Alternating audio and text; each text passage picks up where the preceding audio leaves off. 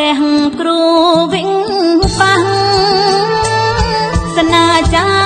អន្តសវិញនៃកលពួងថ្លាថ្លៃ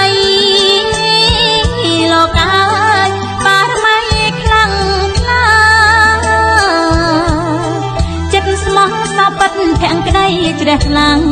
ព្រះពុទ្ធសាសនាកើតការអត់ដំលោកអាយព្រះពុទ្ធសាសនារឹងរឿងកើតការអត់ដំមេរៀនអង្គភិក្រមរួមទាំងព្រះធម៌វិញនៃលឺដូចរាំងស្មៃលោកអាយខុសវិញបាំងសនាបដូចផ្ដាំបង្កើតអារាមសាសនាប្រសិទ្ធនាមថារតនៈរាំងសីហៅវត្តទួលការាំងស្មៃនៅចិត្ត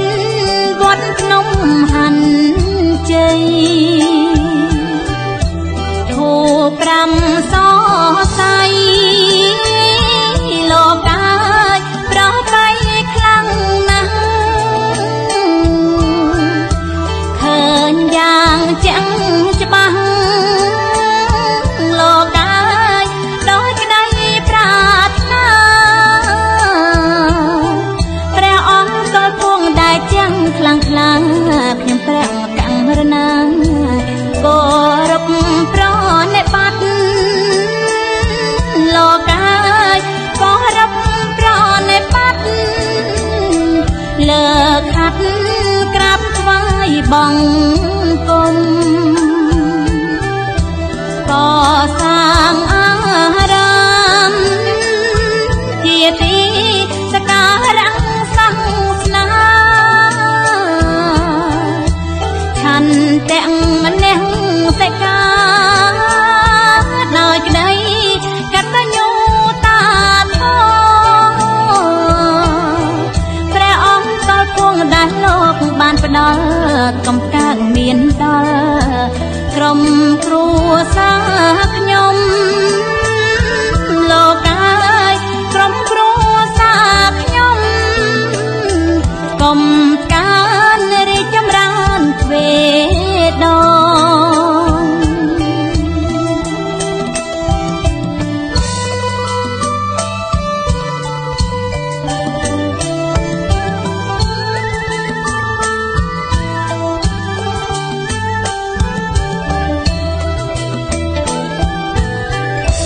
វិ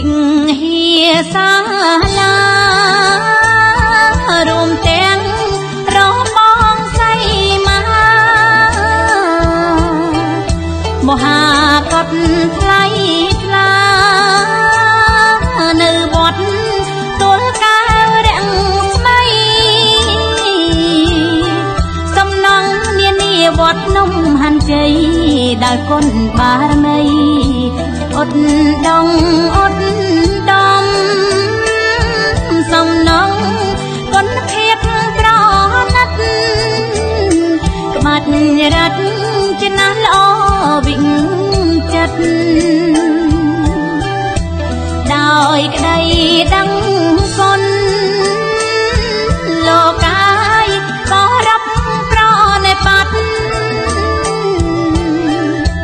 ខ្ញុំសូមលើកហាត់លោកអាយប្រណម្យបួងសួងគុណបុណ្យបារមីព្រះអង្គតលភួងកុសលទាំងពួងដល់អ្នកមានគុណលោកអាយដល់អ្នកមានគុណលោកអាយមេត្តាបៃតាសម្ដេចតែចោលោកអាយអន់សែនឆ្លៀសវៃរៀងខ្មៅ